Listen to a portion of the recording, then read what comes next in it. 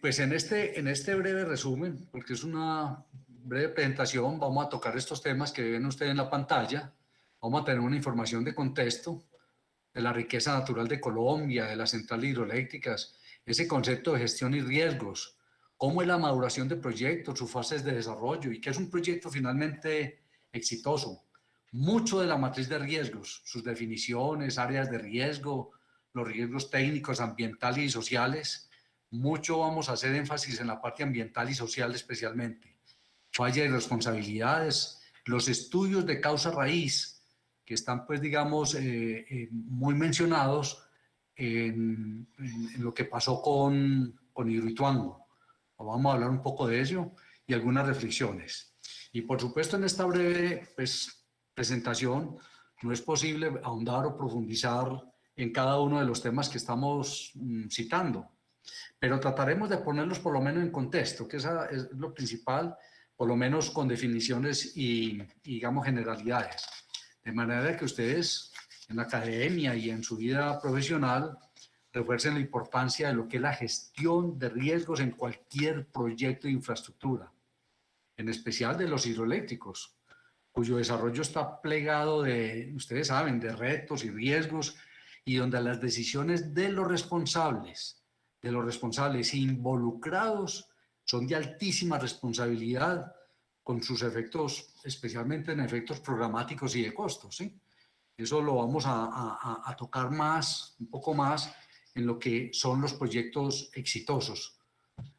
Colombia es un país rico, lleno de agua, rico en agua. Su riqueza natural es importantísima. Muchos seguramente saben que esto se empezó a estudiar, lo que es el estudio del sector de energía eléctrica en ISA. En el 79 se describieron 308 proyectos con una capacidad instalada de 93.000 gigavatios.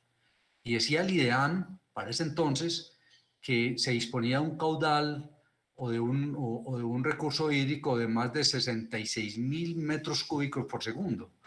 Eso, pues, posiciona a Colombia como un país donde el aprovechamiento hidroenergético es altísimo. Además, pues, que es una fuente renovable, ¿sí? Y es lo que tenemos en Colombia. Bienvenido, por supuesto, todas las posibilidades de generación alternativas y todas las que ambientalmente sean sostenibles. Pero es lo que tenemos en Colombia, hay que aprovecharlo, ese recurso hídrico. Saben ustedes que el rendimiento hídrico de una cuenca, que es la relación entre el caudal producido en metros cúbicos por segundo, litros por segundo, y el área de la cuenca, permite establecer la producción de agua en Colombia. Y con esa relación, pues definimos entonces que en Colombia tenemos un rendimiento de 58 litros por segundo por kilómetro cuadrado. Suramérica, todo Suramérica, dicen los estudios que tiene 20, o sea, Colombia es 3 veces, y todo el planeta Tierra, que se llama el planeta azul por agua, pero no todo es aprovechable, solo 6 litros por segundo por kilómetro cuadrado son aprovechables como recurso hídrico. O sea que esa importancia de Colombia y aprovechar todas estas microcuencas, las grandes cuencas, por supuesto ambientalmente sostenibles, es altísima. En un estudio reciente que hizo la UNME, la Unidad de Planeación Mineroenergética, en el 2015, confirma los estudios que se hicieron en ISA en el 79, donde decían que el potencial de aprovechamiento está alrededor de 90 gigavatios. Miren ustedes que la diferencia con el 79 es muy poca cuando se habla de unos 93 gigavatios. Y se definían que habían 56 gigavatios en proyectos a filo de agua, donde pues el reinado de los filos de agua son las PCHs, bien saben ustedes. O sea, esto es para mostrar que Colombia tiene un gran aprovechamiento hídrico y como tal debemos explorarlo. Estos son unos datos muy recientes, incluso anoche los actualicé, de cómo está Colombia hoy, esto a final de octubre de 2020. La capacidad efectiva neta, o sea, la capacidad instalada de todo lo que es producción de energía, está pues entre renovables y no renovables. Y octubre decía XM, que es la fuente, XM es el operador pues del sistema interconectado, hablaba que de energía renovable están 12.152 megavatios, de un total de 17.600, que es la capacidad de octubre, 17.607 megavatios. Esos renovables, entonces, el 69% corresponden pues a esa capacidad efectiva neta, y no renovables estamos en el 31% aproximadamente, una cifra pues todavía muy importante. Las térmicas están soportando en forma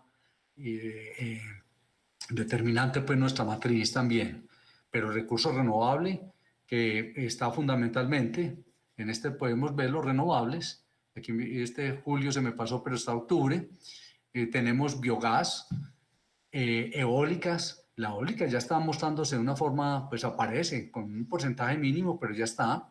La fotovoltaica, el 0.23%. Los embalses siguen primando, el 86.14% soporta esa capacidad efectiva neta, con 10.448 megavatios. En bagazo también estamos produciendo una energía importante, el 1.15%, son 139, 140 megavatios. Y a filo de agua, que son las PCHs, están marcando ya pues el 12.28% con 1.489 megavatios. Y en no renovables, que fundamentalmente son los líquidos, gas y carbón, líquidos, pues hablamos de ACPM y de Fluid y de varios, están representados en el punto 16%, el gas, que sigue siendo importantísimo, el 53,51 en no renovables, y el carbón el 46,33. O sea que ustedes pueden ver aquí lo que es la capacidad efectiva neta. Esto pues digamos es la potencia instalada, la capacidad de las máquinas. Pero en cuanto ya para atender la demanda, tenemos ya la generación como tal, la generación de energía. Entonces dice que en octubre, dice XM, que para final de octubre la generación promedio diaria llegó a 197.69 gigavatios hora día, de los cuales las renovables atendieron el 77.39 en generación y las no renovables el 22.61. Estamos viendo pues que esa torta es importantísima para el tema renovables. Y los renovables, pues volvemos a lo mismo, está el biogás, la eólica, la fotovoltaica, el bagazo, los filos de agua y el embalse, que es el 84%, que realmente es el que nos está soportando toda la matriz energética. Y en no renovables tenemos de 44.77 gigavatios hora día, de los cuales los líquidos representan el 0.16%, gas 53,51 y carbón 46,33. Entonces, esto pues claramente denota que definitivamente, como veíamos en la primera imagen de Colombia, que es un país hídrico, lo confirma nuestra producción.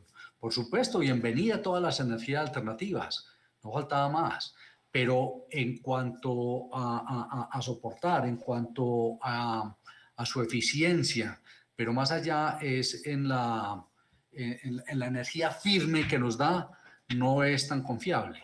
Nosotros en Colombia tenemos una explotación muy importante de la eólica en La Guajira, y los vientos son continuos, o sea que, digamos, la energía firme puede ser bien considerada, pero el problema tenemos también complicado todavía con temas sociales y especialmente cómo evacuar esa energía desde La Guajira. Y tenemos la fotovoltaica, la energía solar, pero pues no es tan firme, porque pues no siempre tenemos brillo como tal. Y completar una fuente importante, pues explotar esa fuente importante con una cantidad de megavatios, pues requeriríamos unos parques muy grandes, ¿sí? Entonces, Colombia lo que tiene es riqueza hidráulica, riqueza hídrica, como tal hay que aprovecharla. Aquí tenemos un resumen, que es la capacidad efectiva neta total a octubre de 17.607, donde ya se reúne, pues digamos, todo lo que es recurso hidráulico, grandes embalses y PCHs, que marcan el 77,8%, y otro recurso del 32,20%.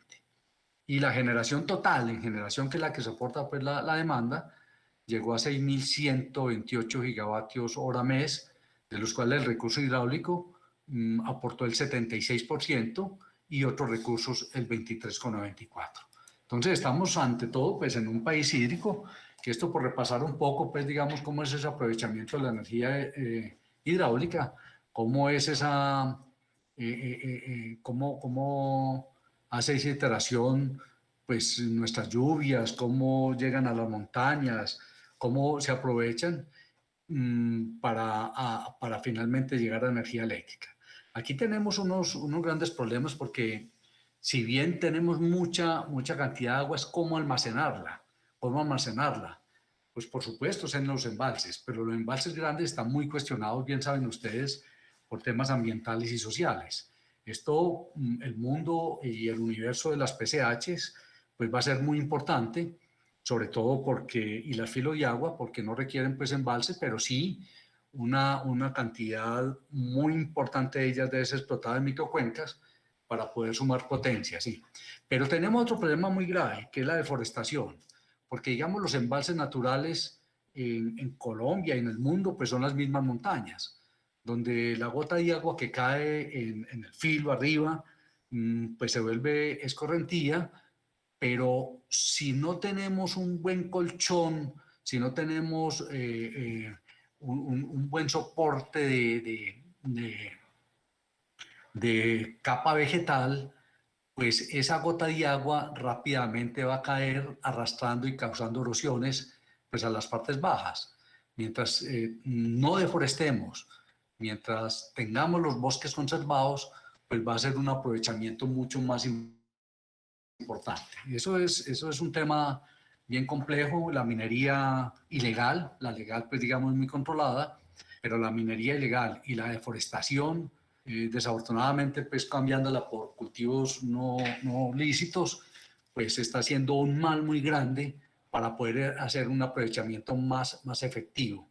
Pero finalmente vamos a necesitar embalses, porque es que los embalses no solamente se requieren para generación de energía, lo requerimos también para muchos propósitos, para acueducto, para riego, para ganadería, para control de inundaciones. Eso lo vamos a ver un poco más adelante. Pero sí quiero tomar, porque es que aquí ya se nos está metiendo pues, esa complicación ambiental, que si no somos juiciosos, si no somos cuidadosos, si no somos proactivos con ello, pues hombre, nos vamos a ver abocados a problemas de cómo vamos a almacenar agua, cuando pues, nuestras montañas no lo están haciendo. Entonces volvemos que es un recurso totalmente renovable y que aprovecha pues ese ciclo natural de cómo está transformándose toda esta energía hasta llegar pues a ser utilizable. Y es que las grandes centrales, pues hombre, es un maravilloso. Estas centrales hidroeléctricas donde esa conversión de energía es claramente evidente, donde esa energía potencial de los embalses, o la misma cinética de los ríos, pero digamos la potencial del embalse que se convierte con su caída en energía cinética y luego rotacional, energía mecánica donde mueve el eje y luego el rotor y se convierte pues con el electromagnetismo en energía eléctrica, es pues digamos el postulado que nos dejó Lavoisier de que la energía no se crea ni se destruye, solo se transforma. Y tenemos grandes centrales, la mayor del mundo, pues Tres Gargantas, 22.400 megavatios, con 32 turbinas, donde el caudal ecológico es aprovechado con 2 de 50 megavatios. El caudal ecológico de Tres Gargantas aporta 100 megavatios. Y el maravilloso mundo, yo soy un enamorado de las PCHs, donde la producción, pues, digamos, de la misma cinética del agua, incluso casi con 0 caídas, podemos hacer un aprovechamiento bien importante. Pero en general, todas estas centrales hidroeléctricas, grandes y chiquitas, es lo que se dice ahí. Es la explotación aprovechando obras exteriores y subterráneas, pero que son de alta complejidad técnica y sofisticados equipos electrónicos. Piensan ustedes que todos estos equipos electrónicos tienen que estar muy acoplados y sincronizados para que sean lo más eficientes posibles. Pero las grandes y pequeñas centrales hidroeléctricas aprovechan pues toda esa masa contenida de agua para transformarla en energía, como dijimos, o simplemente pues la cinética de los ríos. Y en estos proyectos, digamos los grandes, donde su mayor componente son obras subterráneas, eso implica también complejidad y riesgo. Porque es que la construcción de una central aumenta su complejidad, pues en la medida que esas excavaciones subterráneas son altas, representan un porcentaje muy grande de la construcción.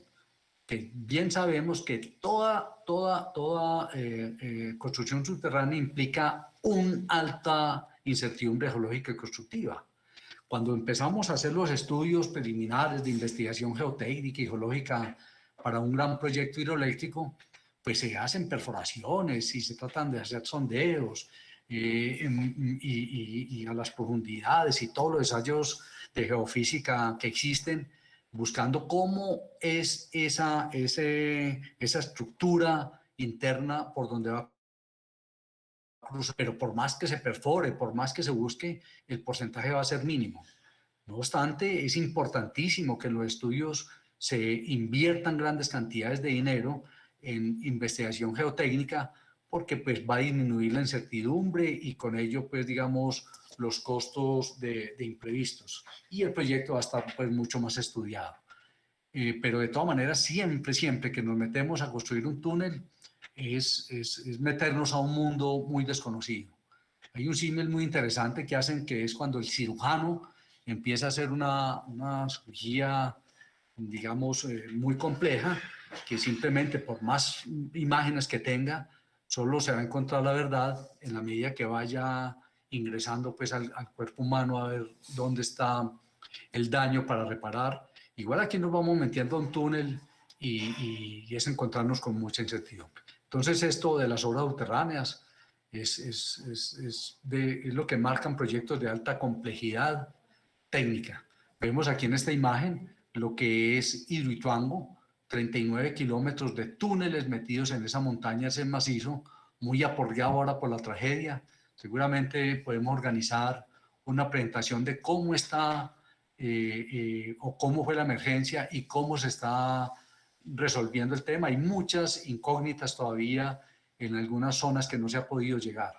Tenemos también aquí la central Jaguas, esta es la complejidad de Jaguas, San Carlos, ¿sí? Y unas imágenes que nos están diciendo que definitivamente esos proyectos con obras subterráneas son de alta complejidad. Y las obras exteriores, por supuesto, también, porque es que la magnitud de ellas pues aumentan también la complejidad y, por supuesto, el alto componente de riesgo. Vemos unas imágenes maravillosas del mismo Tres Gargantas, que dijimos 22.500 megavatios. Tenemos Itaipú, 14.300 megavatios. Y la belleza de Presa Ituango, esta presa que tiene 225 metros de altura, es una presa en enrocado con núcleo de tierra, 225 metros de altura y 20 millones de metros cúbicos en todo su volumen, con su vertedero para evacuar hasta 22.400 metros cúbicos por segundo. Esto pues, digamos, es de la presa de mayor volumen construida en Colombia. Presas similares está la de El Guavio, es una presa muy similar, aquí se ve, un poco más alta, pero más estrecha y de menos volumen. Lo mismo que la de Chivor, también es una presa de grava y con núcleo de tierra, o lo que llaman derrocado. La de Miel, que es en concreto con su vertedero central, y la de Porce 3, que también es una presa de núcleo de tierra, un enrocado, pero con cara de concreto. Aquí no tiene núcleo de tierra, perdón, sino cara de concreto, pues que lo impermeabiliza. Y los grandes equipos electromecánicos, esto siempre asombra. Las obras subterráneas, la complejidad de las obras civiles, pues son de altísimo riesgo, pero digamos su holgura en construcción da una forma de moverse. No los equipos electromecánicos, ni mucho menos los electrónicos, porque tienen que ver con una precisión absoluta. Lo que decíamos ahora, muy perfectamente acoplados para que puedan funcionar. Y tenemos aquí, pues digamos, unos esquemas que muestran, y ustedes los conocen al detalle, cómo es ese principio de generación, cómo el eje mueve la turbina y la turbina, pues el rotor, y ahí se produce el electromagnetismo con su estator. Es increíble, pues, cómo se da esa transformación. Pero vea, la central Guatapé, 40 y tantos de años tiene y se ve perfectamente como si fuera ahora. La de San Carlos, que tiene 37 años y sigue funcionando perfectamente, por supuesto, y lo vamos a ver ahora, los mantenimientos tienen que ser rigurosos. Porce 3, más reciente la central, El Guavio es una central también de más de 30 años, Y aquí vemos, hombre, los grandes equipos que componen a Itaipú. Miren el espacio que cuando se inauguró, cuando se puso el estator, cabía la Sinfónica ya, toda la Sinfónica inaugurando el posicionamiento de la primera unidad. Luego llega ya el rotor, instalándolo, sus turbinas y el eje. Estos pues son de grandes dimensiones, es Itaipú, que son 20 grupos de 715 megavatios cada uno para esa energía de más de 14.000 megavatios pues, disponibles, ¿sí? Y lo que hablábamos inicialmente, pues los proyectos hidroeléctricos tienen muchas ventajas, especialmente por su aprovechamiento en un país rico en agua como es el nuestro, pero también tienen desventajas. Por supuesto, las ventajas son evidentes. Es energía, entre comillas, de forma gratuita, pero no requieren combustible. Es limpia, totalmente limpia, o sea, renovable 100%, no contamina ni aire ni agua. A veces hay una creencia que cuando el agua pasa por una turbina se contamina de aceite y nada, no. Estos equipos son perfectamente limpios y el agua como llega sale, incluso si se quiere un poco más aireada. A menudo puede combinarse con otros beneficios, como es el riego, protección, inundaciones, suministro de agua, caminos, vegetación, ornamentación, etc. Y es lo que apunta la construcción de grandes embalses. Esto está muy cuestionado, muy difícil de hacer. Los grupos ambientalistas, con muchos aciertos también, otras veces poco desfigurados, pues están condenando estos embalses. Pero seguramente en Colombia grandes embalses no se van a volver a construir, excepto que sean multipropósitos, y eso allá tiene. Si es un proyecto multipropósito que combine generación con acueducto, con riego o protección de inundaciones, bienvenido. Pero solo grandes embalses para generación, yo lo veo muy complicado. Hay un estudio bien interesante que recién hizo un ingeniero, tal vez ustedes lo han oído mencionar, Lucio Chiquito, un ingeniero incluso del Valle, criado aquí en Antioquia, fundador de grandes empresas de ingeniería, Integral, CEDIC y el mismo Empresas Públicas de Medellín.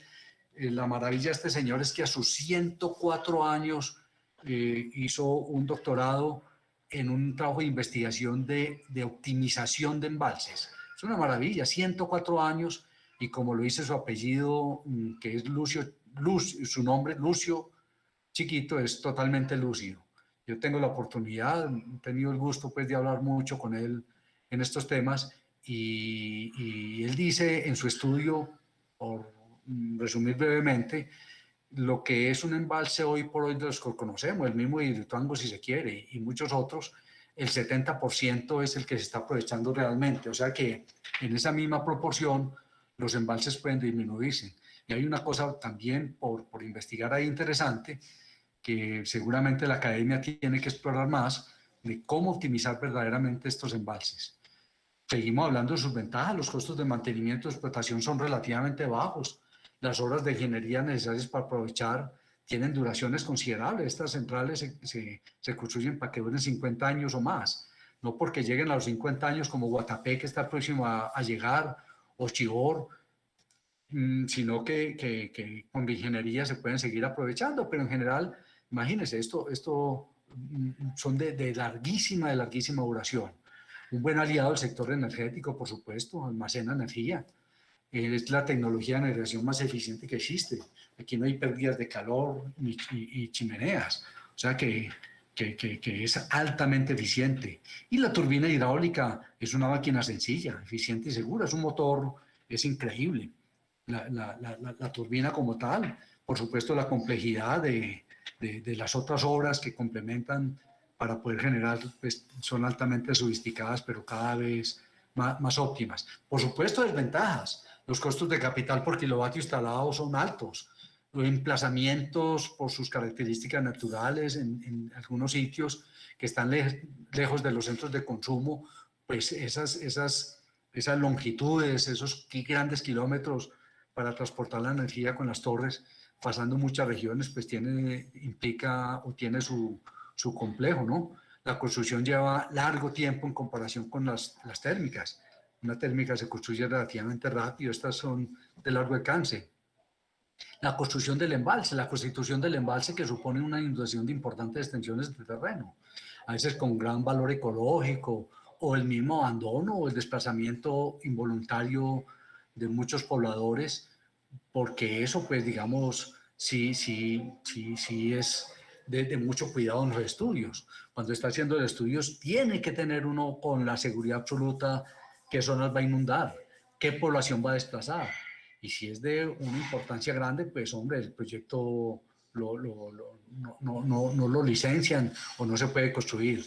Pero esto hay que hacerlo, es de las partes tal vez más desventajosas que hay hoy por hoy. Por supuesto, el capital de inversión que requiere es intenso, sí, casi de un solo paso, largos periodos de retorno de inversión. Esto calcula que los retornos vengan después de 30 años con sus incertidumbres de largo plazo, y cuando se inicia la construcción ya es irreversible, ¿no? Lo que se invierte, lo que estamos viviendo ahora con el Hidroituango. Un proyecto que nació con 3.050 millones de dólares como presupuesto inicial, sin incluir imprevistos ni los costos financieros de los contratos, no los costos de deuda, sino los financieros, pues los reajustes que hay que hacer a ellos, se está duplicando. O sea que, digamos, ya esos 3.000 millones que se han invertido ya, por eso el proyecto hay que terminarlo.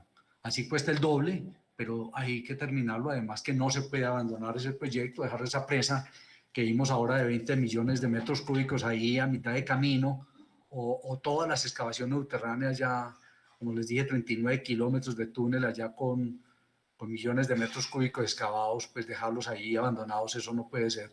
Ese es uno de los riesgos. La disponibilidad de energía fluctúa, todos sabemos.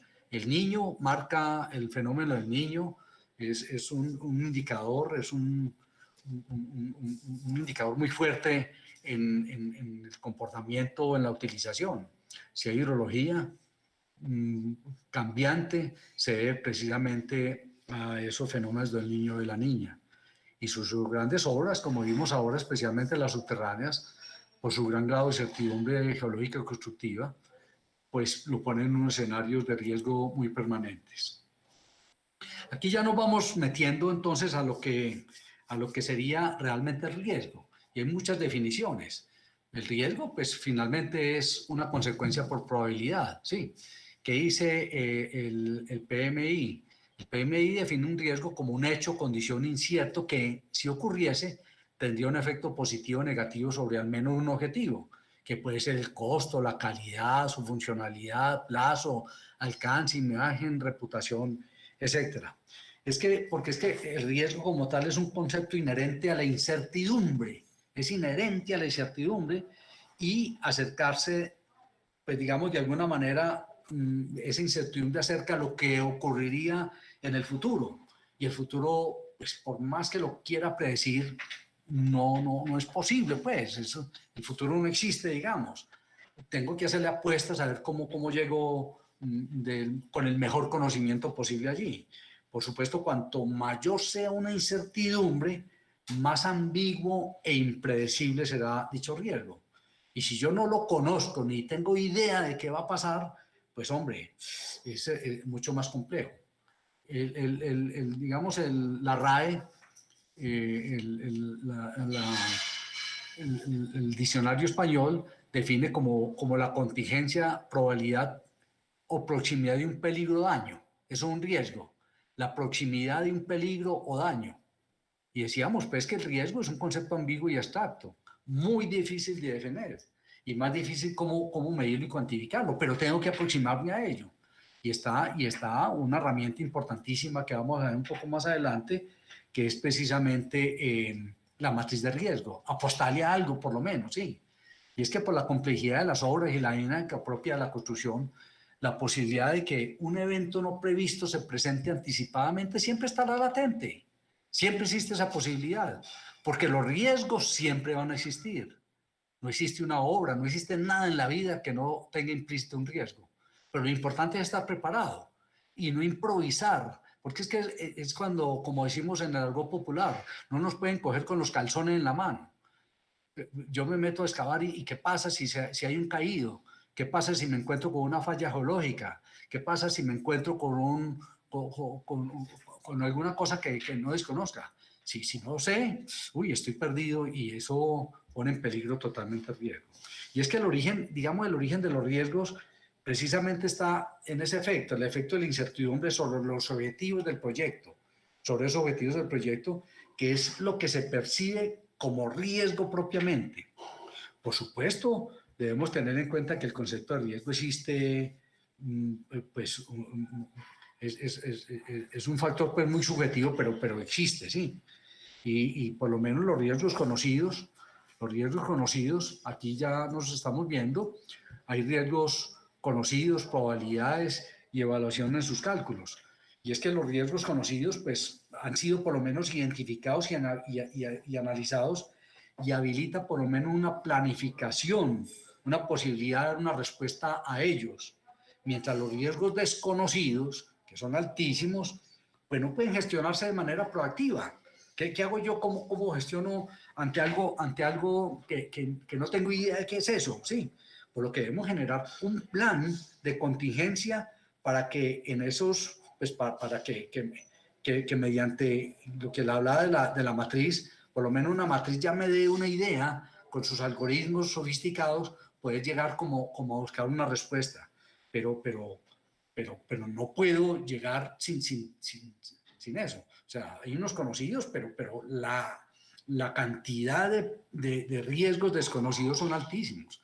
Y lo que decimos ahí un riesgo simple puede suponer el fracaso de un proyecto, un riesgo simple, que si lo manejo mal, si tomo una decisión mal, si hago un proceso malo contra ello, pues hombre, esto se puede aumentar totalmente. Aumentar totalmente. En esto de las buenas prácticas y la gestión de riesgos en proyectos hidroeléctricos, nos metemos ya a decisiones en escenarios de certidumbre y riesgo. Y es que en el desarrollo de cualquier proyecto de aprovechamiento hidroeléctrico que involucra, como vivimos ahora, involucra fuertes inversiones, es necesario recurrir a una serie de pasos muy bien, digamos, muy bien acotados, muy bien planeados para poder disminuir esas incertidumbres. Porque es que en ese desarrollo de proyectos, en la toma de decisiones para que el proyecto sea exitoso, pues hay que manejar precisamente esto, el manejo de las incertidumbres más la gestión de riesgos para encontrar buenos resultados. Y los buenos resultados me van a indicar que van a contribuir a que el proyecto sea exitoso. Tal vez vamos a ver ahora, creo que la tengo adelante, qué diferencia hay entre terminar un proyecto, pero terminarlo exitosamente. Y es que esto me conlleva toda esta buena planificación y, como se dice, esa estrecha relación entre la decisión asumida y las consecuencias resultantes, decisión-consecuencias, pues es una característica sobre lo que va a pasar con la parte técnica, económica, ambiental, de manera que sea posible conseguir una evaluación sobre esas verdaderas expectativas, ¿sí? Por supuesto, dentro de márgenes de certidumbre, de conocimiento, que sean más, pues, digamos, de alguna manera razonables, y con base en los cuales se pueda tomar decisiones sobre la conveniencia de implementarlo o rechazarlo. Porque es que en este desarrollo puede encontrar que hay unos riesgos tan altos que pueda decir, hombre, no es posible, yo con ese riesgo tan alto, pues desarrollar un proyecto puede caer en un peligro grande de que no pueda ser terminado. Y eso tiene que conocerlo especialmente los propietarios del proyecto o quienes son los decidores. Ahora, esto aquí ya vamos viendo cómo empieza, pues, digamos, con estas premisas que se abordan bajo ciertas perspectivas. Por ejemplo, los continuos y complejos riesgos que enfrentan el desarrollo del proyecto, que hablaba un poco de ello. Está la volatilidad, la incertidumbre, complejidad y la misma ambigüedad. Sí, y es un complejo y es un complicado escenario en que los dueños o los responsables, los decisores del proyecto, se ven obligados a adaptarse a los continuos cambios que atacan esa programación. Porque es que a veces montamos programas y los vemos como perfectos, pero ¿qué pasa si ese programa, ese proceso constructivo que lo tengo muy definido previamente, por alguna razón tengo que cambiarlo? Yo tengo que estar preparado para eso. Entonces ahí surgen preguntas. ¿Cuánto sabemos sobre una determinada situación concreta? ¿En qué medida podemos anticipar el resultado de nuestras acciones? Eso implica, digamos, más que un conocimiento también, ese conocimiento y predictibilidad, también eso implica una formación constante del entorno, una formación del entorno y ese conocimiento de esa zona donde estoy construyendo, de todas las variables que implica ese desarrollo, conocer como los avances tecnológicos, ¿sí? Hacer una actualización de esos avances, tenerlo permanentemente para ver qué puedo aplicar, cómo es el estado del arte para ver cómo puedo aplicarlo ante una situación dada. Y eso es la forma correcta y eficaz para afrontar los cambios, ¿sí? Y hacer frente a los problemas y dificultades que se vayan presentando. Esto lo he dicho yo y es como hiciste en la vida, el eterno aprendizaje. No siempre lo conocemos todo, pero tenemos que estar abiertos a conocerlos, aprender de ellos. Eso se llama el eterno aprendizaje. En esta de la gestión de riesgos ya nos vamos pues para lo que dice el mismo PMI, que es ante los riesgos e incertidumbres, cómo es la gestión de riesgo, qué estrategias realiza, utiliza para aceptarlos, evitarlos, transferirlos, transferencia de riesgos. Yo transfiero muchos riesgos a las mismas compañías de seguros o mitigarlos durante el desarrollo del proyecto.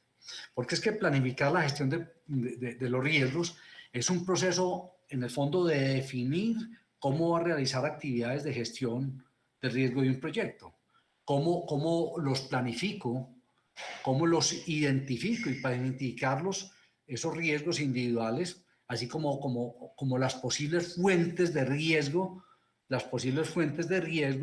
y documentarme de ellos. Entonces ya paso a elaborar un análisis, a hacer un análisis cualitativo de los riesgos, que es el proceso, pues, por supuesto, de analizarlo numéricamente, combinando efectos de esos posibles riesgos individuales o con otras fuentes de incertidumbre sobre objetivos generales del proyecto. Y hacer ya un análisis también cuantitativo, ese análisis cuantitativo asociado pues con el cualitativo, de ese cualitativo de cómo los priorizo y aquí cómo los analizo numéricamente, qué valores les pongo. Y me permita pues ya hacer un proceso de desarrollo de opciones y seleccionar ya las estrategias y acordar acciones para abordar pues esa exposición del riesgo de los proyectos y así como tratar los riesgos individuales. Y por supuesto, nunca puede perderse esto, el monitoreo de los riesgos. Ese proceso de monitorear la implementación de los planes acordados de respuesta a los riesgos, hacer seguimiento de los riesgos identificados y por supuesto, identificar los nuevos riesgos, pero por lo menos con un conocimiento dado. Dice la gestión de riesgos comprende estos 6 procesos que acabamos de ver, dos entregables y múltiples herramientas para tener en cuenta por los líderes, directores y responsables. Pero en general, pues esto se resume en que hay que hacer un plan o una buena matriz de riesgos y cómo los voy registrando.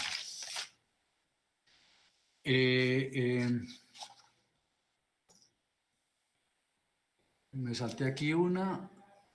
Estoy acá, sí. Entonces, en la maduración de un proyecto, entonces empezamos ya a ver esta maduración excelente del proyecto. La maduración es cómo se gesta, cómo nace, cómo se desarrolla. Sí, igual que como todo, desde que tenga unas buenas bases voy a encontrar unos buenos resultados. Dice que la realización de un proyecto hidroeléctrico implica un alto nivel de incertidumbre, eso siempre va a estar ahí presente, especialmente por la alta inversión y los riesgos ambientales, sociales y financieros. Y por ello requiere analizar en detalle cada paso que se dé durante la vida del proyecto, pero en cada fase que se dé. Eso pues para precaver posibles riesgos que se puedan enfrentar, porque si yo voy conociendo riesgos en la manera que se va madurando el proyecto desde sus primeras fases, pues en la medida que voy avanzando en su investigación, ese conocimiento que me da anteriormente va a implicar madurarlo y va a aproximarlo más o a decirme qué estudios tengo que hacer en la siguiente fase. Eso todo se hace para facilitar la administración del mismo proyecto, que está dividido en varias fases, muy conocidos por todos, que es pues, hacer la viabilidad técnica, la viabilidad ambiental y social, la viabilidad legal y regulatoria, la viabilidad económica y viabilidad financiera. Digamos, estos son los grandes grupos que en rigor se tienen que hacer para poder llegar y concluir que un proyecto pueda llevarse felizmente a término. Y esto es una responsabilidad grande del gerente o líder del proyecto, que por supuesto en colaboración con todo ese equipo siempre serán los responsables de determinar cuáles son los procesos apropiados y qué grados de aquí. Digamos, estas son las fases típicas ya de maduración del proyecto, todos los conocemos muy bien. Lo que vimos anteriormente, como son esos grandes grupos, que cada viabilidad de ella, que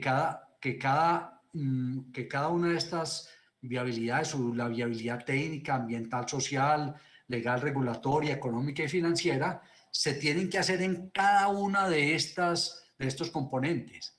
Y los típicos, conocidos por todos, en cualquier proyecto de infraestructura, empiezan desde un reconocimiento, un estudio de prefactibilidad, un estudio de factibilidad, el diseño, la construcción y finalmente llegar a la operación y mantenimiento, que ya va a ser la parte productiva, ya voy a encontrar los resultados los resultados que hice durante todo este largo recorrido que normalmente implica muchos años, muchos años.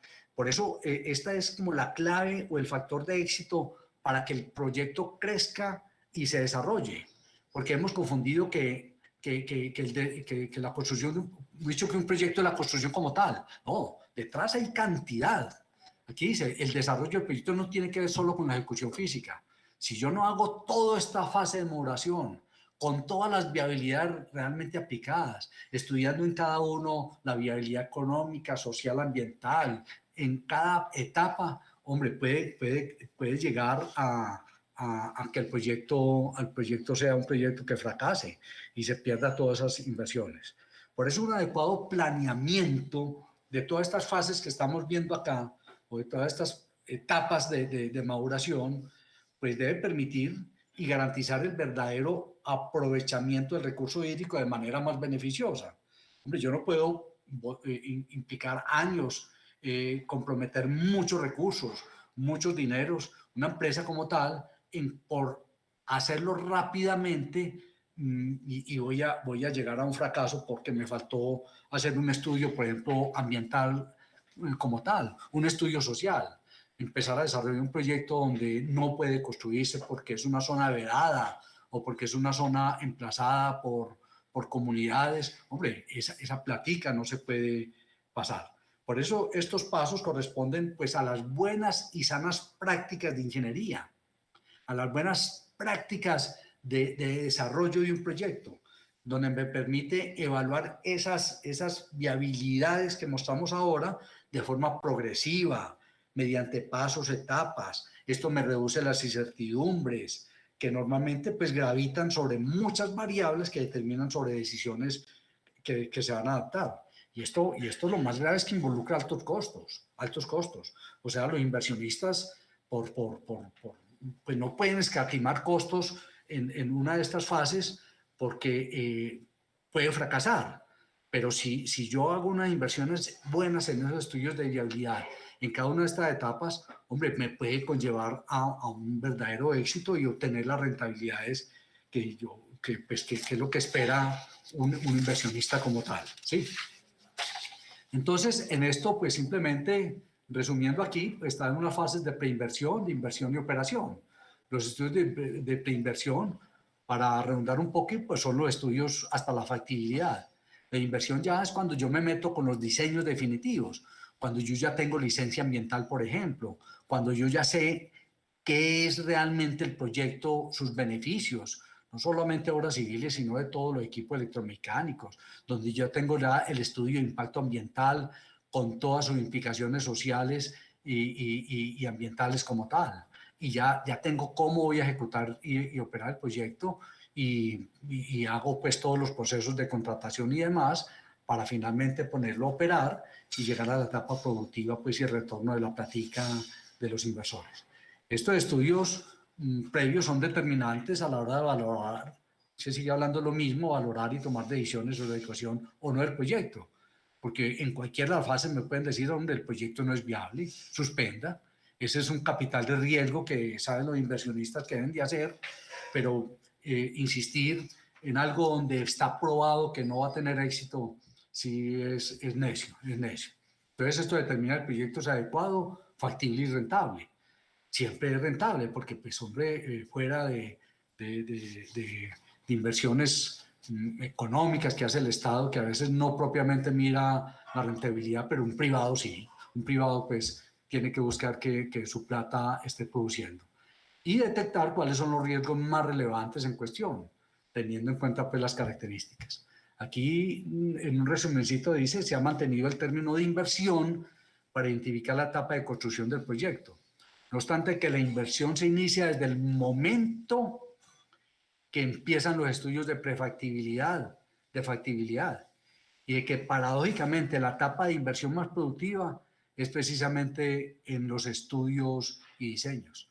Es la verdadera, porque ahí es donde me está cimentando que el proyecto sí va a ser exitoso. Si yo me pongo a construir algo que no sepa dónde voy, pues hombre, eso yo creo que ya no existe. Aquí vamos a ver rápidamente, me parece muy importante que ustedes sepan que de todas esas viabilidades que hablábamos ahora, cómo se traducen en estudios concretos en cada una de las etapas. Entonces aquí vamos a ver el reconocimiento. En el reconocimiento se hace la concepción de una idea a partir de una información existente. Y esto de verdad que es muy aplicable. Muchos de ustedes están explorando la posibilidad de hacer inversiones en proyectos, en pequeñas centrales hidroeléctricas o en proyectos de inversión. Esto se puede traducir para tal, en proyectos de infraestructura, pero digamos en estos proyectos hidroeléctricos, en PCHs, que uno dice, hombre, esto es chiquito y yo puedo ahí pasear muchos de los estudios. No, para nada. Tan riguroso tiene que ser en los estudios de las pequeñas centrales como en las grandes centrales. Por supuesto, allí pues las complejidades son distintas y los riesgos son distintos, pero tengo que ser muy religioso, muy riguroso con el cumplimiento de esto. Y tengo que conocer la concepción de una idea a partir de la información existente. Esto del juicio común y la experiencia de las personas involucradas sí que es importantísimo, porque es que son los conocedores, es el conocimiento que tienen desde atrás, por sus estudios, por su experiencia práctica y demás, que van a decir, hombre, aquí sí hay posibilidades de algo, no. Las características del sitio, sí, pues sí, pues sin investigación importantes, pero sí conocer, hombre, a ojo de buen visor o con planos muy generales, de cómo son las características del terreno.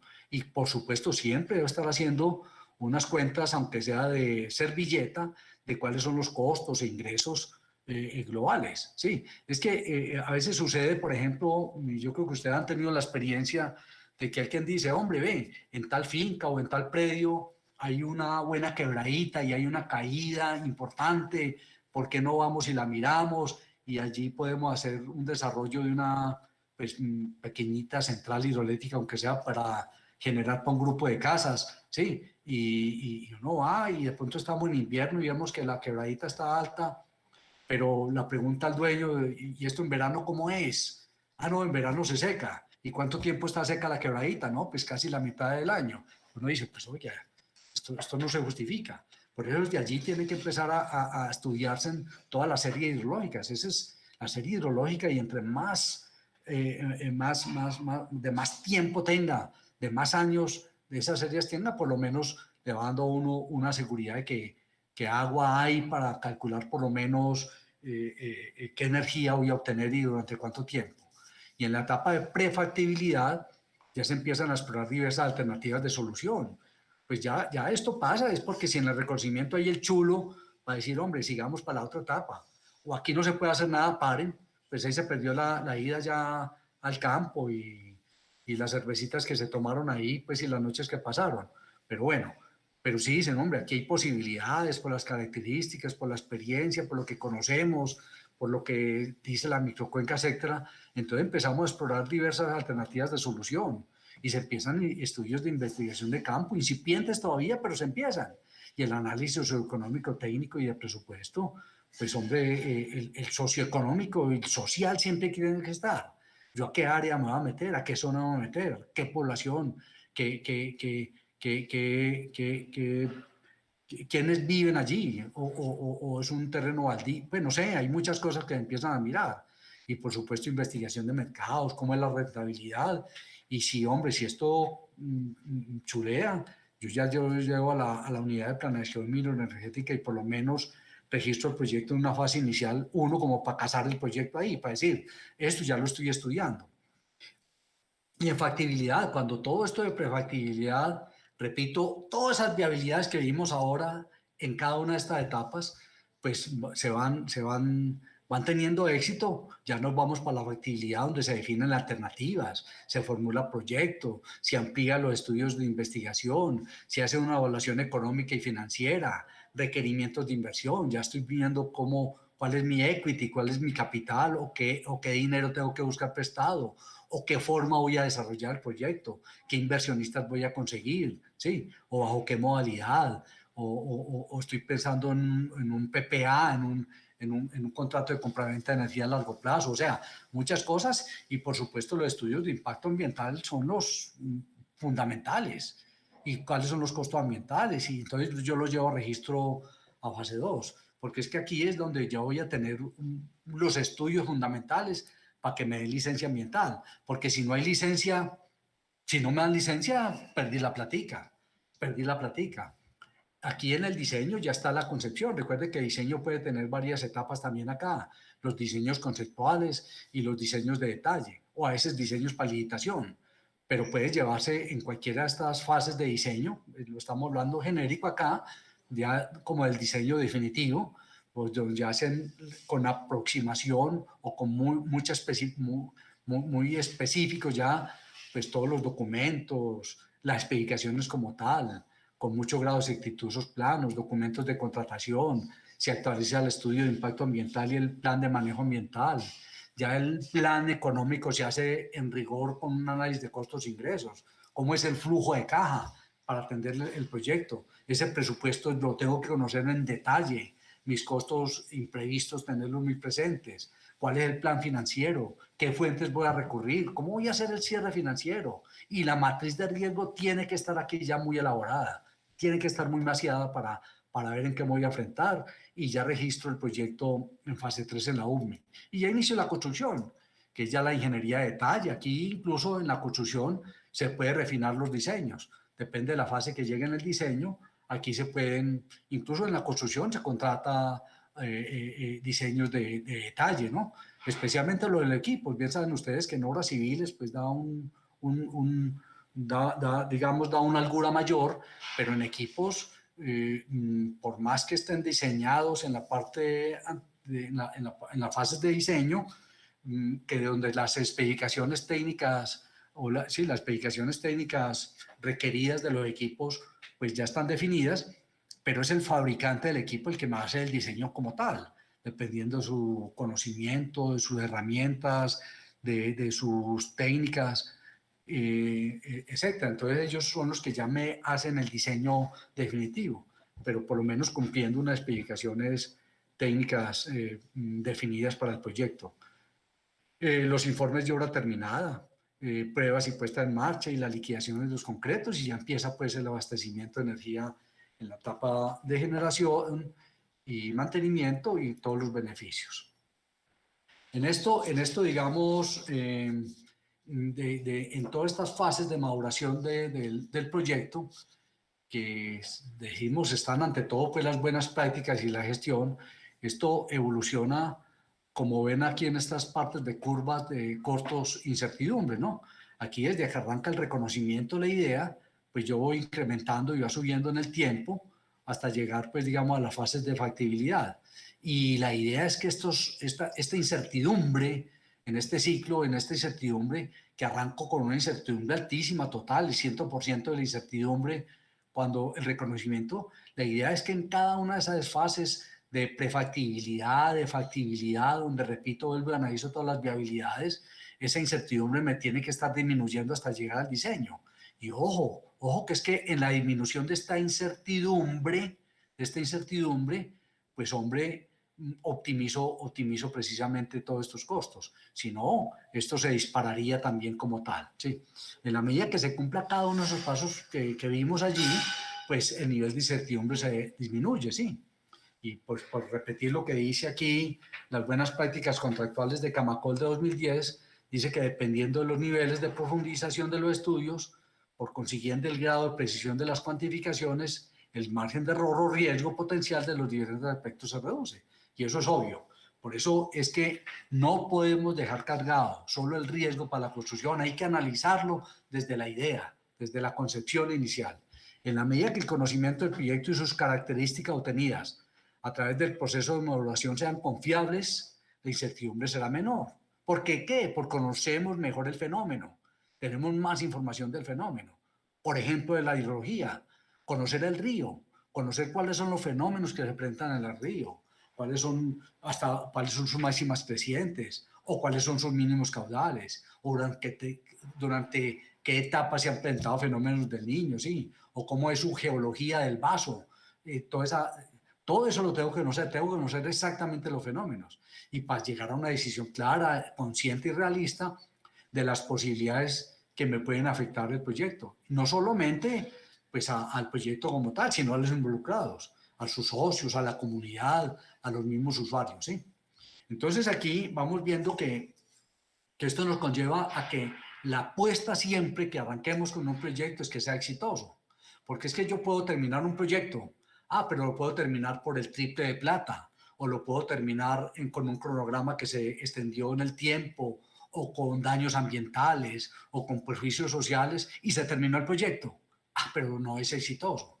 Exitoso es cuando se cumplen todas esas expectativas, cuando los resultados y beneficios esperados satisfacen claramente las estrategias y roles de todos los participantes, de todos, que todos salen contentos y todos los grupos de interés, a sus dueños, a sus accionistas, a los inversionistas, desarrolladores, constructores, fabricantes, interventores, asesores, comunidades, autoridades ambientales y energéticas, gubernamentales, bienestar ciudadano y para la economía nacional del país. Cuando eso se cumple, que parece como muy hipotético, como muy fantasioso, pero eso tiene que cumplirse para que el proyecto sea exitoso, o por lo menos no separarme mucho de ellos. Y por eso es necesario que se cumplan cronogramas de construcción y puesta en marcha, pues previstos para iniciar la comercialización del proyecto. ¿Va? Lo que está pasando en Hidroituango. Se tenía previsto que iban a empezar las unidades a finales del 18, después se pospusieron para el 19, y ya con la emergencia, de pronto, si acaso, las primeras 4 máquinas empiezan en el 22, y se piensa que las otras 4, en Hidroituango son 8 unidades, cada una de 300 megavatios, para 2024. Pues se perdió todo ese lucro, y ese lucro cesante. Y por más que las compañías de seguro reconozcan, no lo van digamos, no van a compensar todo ese dinero perdido. O sea que esto de cronogramas, pues implica que tienen que ser cumplidos en los presupuestos. Los presupuestos yo no me puedo sobrevolar, no me puedo sobrepasar con ellos. Y mucho control de lo que tengo que hacer. Por eso el rigor que tiene que hacerse de la interventoría, de la supervisión de los contratos, los mismos contratistas, que si bien ellos están interesados en hacer un buen capital, pero también están acotados por unos precios unitarios y unas cantidades previamente establecidas, y que cuando resulta una obra adicional, que es lo más común que se presenten, hombre, ¿cómo controlo esos sobrecostos? Y por supuesto la calidad y estabilidad de las obras. Si hago una obra de mala calidad, donde la estabilidad pues no es a largo plazo, pues también hay un fracaso, ¿no? Por citar aquí en Colombia lo que ha pasado, y en Medellín con estos edificios que se terminan y tan pronto se terminan empiezan a derrumbarse. Una mala calidad y un mal control de calidad de ellos. pues se terminó el edificio, pero cayó y mató un poco de gente. Es un proyecto exitoso para nada. Y el cabal cumplimiento de los programas ambientales y sociales. O sea, un proyecto que pase por encima de la gente, por encima de la parte ambiental, destruyendo, pues tampoco sirve para nada. Eso ya no existe en Colombia.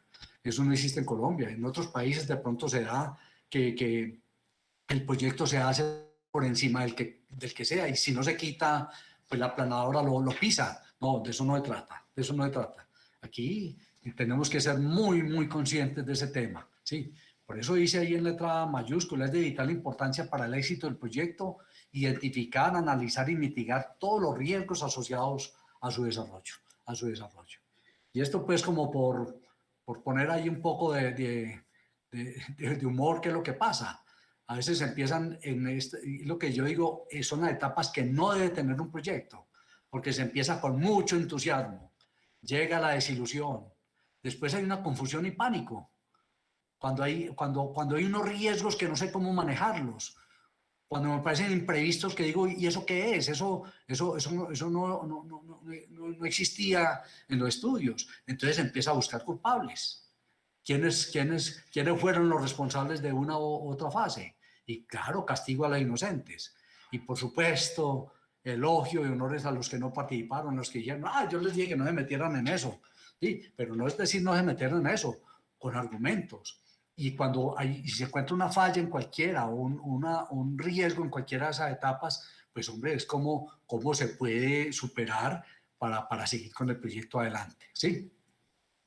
En esto decíamos que una de las herramientas claves y fundamentales para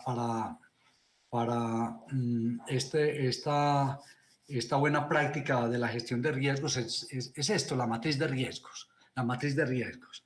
Y una matriz de riesgos, ¿por qué? Porque es que ayuda a planear, a priorizar, a presupuestar, permite asignar responsabilidades. Eso es clarísimo. ¿Quiénes son responsables de un tema dado? Y definir qué riesgos pueden transferirse mediante adquisición, por ejemplo, de pólizas, de seguros. Y eso todo ayuda a gestionar el proyecto.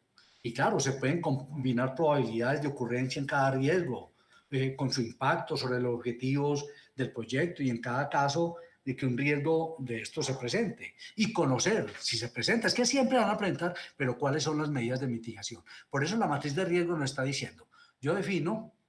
Aquí dice, pues, lo que acabamos de hablar es una herramienta de control y gestión muy interesante para evitar los riesgos que se pueden enfrentar durante la fase de construcción del proyecto. Y la matriz no solamente debe corresponder a un listado de riesgos. Hagamos un listado como el listado de mercado. No, ¿cuáles son los riesgos que pueden llegar al proyecto?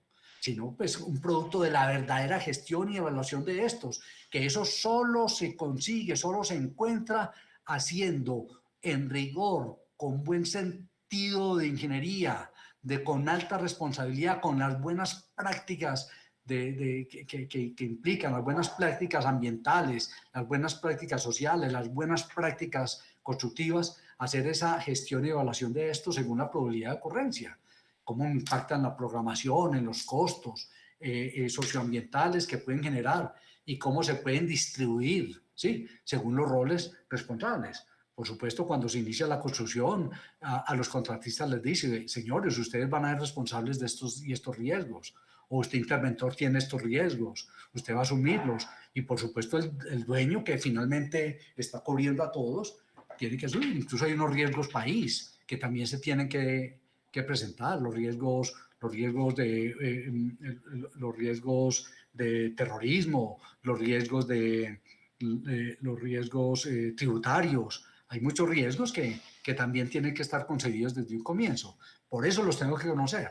Entonces tengo que tener claramente definida cuáles son las áreas de riesgo y cuál es su efecto, pero cómo se mitigan, qué probabilidad tienen de su ocurrencia y cuál es el impacto en la obra y cuáles son sus responsables y cuál es la asegurabilidad, pues como decíamos, que puedan transferir pues a terceros. O sea, esto pues digamos es unas columnas, unos títulos ahí, pero muchos de ustedes conocen que esto tiene una pues, más alta complejidad. Pero por citar y para que vean ustedes todos los riesgos característicos de un proyecto, donde la ingeniería de riesgos pues debe ocuparse en detalle de múltiples análisis, estrategias y actividades que agrupan esas diferentes categorías que vamos a ver. Y el orden que se muestra en estas áreas que voy a presentar no indica prioridades, porque todos, pues digamos, pueden aparecer en cualquier momento. Y por razones de tiempo, pues no hablaremos de todos los que vamos a mostrar acá, sino vamos a referirnos, digamos, como a los técnicos y algo socioambientales que pueden presentarse durante la construcción. Pero ¿a qué riesgo está sometido un proyecto hidroeléctrico? Un proyecto hidroeléctrico, riesgos estratégicos, riesgos de gerenciamiento. O sea, ¿cómo manejo yo el proyecto? Los responsables, los líderes, ¿sí? Sus gerentes, ¿cómo es el riesgo también? Sus decisiones, porque es que muchas decisiones nacen desde un gerenciamiento o de un mal plan estratégico. Riesgos financieros y crediticios, riesgos de imagen. A una empresa el fracaso de un proyecto, ¿cómo le pega? Es el riesgo de imagen y reputación, ¿no? Riesgos políticos e institucionales, riesgos legales, riesgos de diseño y especificaciones. Si no hago buenas especificaciones, si no hago buenos diseños, que normalmente tienen que estar pues sustentados y apalancados por una buena maduración del proyecto. Si yo me pongo a copiar diseños o especificaciones de otros proyectos por copiarlos, uy, qué fracaso, qué error tan grave. Eso es una mala práctica de ingeniería que conlleva a un fracaso de un proyecto. Riesgo de adquisición de predios. Esto desafortunadamente está muy presente en toda nuestra infraestructura, en las mismas vías, que si yo empiezo el proyecto y no tengo todos los predios requeridos para emplazamiento de las obras, pues eso puede perjudicar el cronograma y implica costos y lucros cesantes y reclamaciones de contratistas, porque dice, yo tengo aquí mis equipos, tengo mi maquinaria, tengo mi gente acá y dígame usted, dueño, donde pues siquiera ubico los equipos y dígame por dónde puedo hacer pues esta obra de infraestructura. O sea que eso es grave. Una mala contratación. Una mala contratación sí que puede conllevar a un riesgo grave, porque a veces nos estamos dando, y sobre todo en contratación pública, que es al más barato, sin medir, pues digamos, su contenido técnico, su respaldo técnico, pero desafortunadamente estamos yéndonos a malas contrataciones por irnos con costos bajos. No lo siempre lo más barato es lo mejor. Eso tiene un componente de riesgo alto, los riesgos de cumplimiento de todos los que están involucrados en el desarrollo, realmente los contratistas, que conllevan a que la obra no se termine, ¿sí? No se termine o se demore mucho en el tiempo, los riesgos de construcción y montaje. Por eso los procedimientos constructivos tienen que ser conocidos. No podemos innovar en un proyecto, no podemos llegar con equipos desconocidos a probarlos, a ensayo y error. Tenemos que utilizar procedimientos y eso se evalúa en las fases de contratación, donde el contratante, donde el oferente tiene que decir cómo va a construir la obra, qué equipos va a utilizar, qué innovación tecnológica va a implementar. ¿Sí? Por eso tiene que ser construido y no ponernos a arriesgar durante un desarrollo del proyecto, que está muy asociado a los riesgos tecnológicos, especialmente cuando yo compro equipos pues, de alta tecnología de punta, pero todavía desconocidos, sin mucha prueba, ¿sí? Como lo que nos vamos a someter todos ahora con la vacuna del COVID, ¿sí? Pues hombre, está probado. En el fondo todos los primeros 100 millones de habitantes que nos vamos a hacer vacunar vamos a ser ratones de laboratorio porque pues eso no sabemos realmente la prueba. El riesgo de proveedores. Este riesgo de proveedores, pues que el incumplimiento como tal puede conllevar a un fracaso. Los riesgos ambientales, vamos a ampliarlos un poquito, y los sociales y qué más. ¿Sí? Los riesgos hidrogeológicos. No conocemos el régimen de las lluvias, las series hidrológicas, las series de sedimentos, no conocemos eso y nos llevamos sorpresas en un proyecto, ¿sí? Y los riesgos de fuerza mayor y caso fortuito, pues que siempre van a estar ahí latentes en países cuando están sometidos a conflicto armado como el nuestro, o situaciones pues más graves, o situaciones políticas en otros países de mucha incertidumbre, pues eso es grave. Y repito, pues los de orden público como tal. O sea, digamos, eso grosso modo, pues digamos, son todos los riesgos, pueden citarse mucho más, ¿sí? Y esto vamos a hablar un poco de los relacionados con los factores técnicos.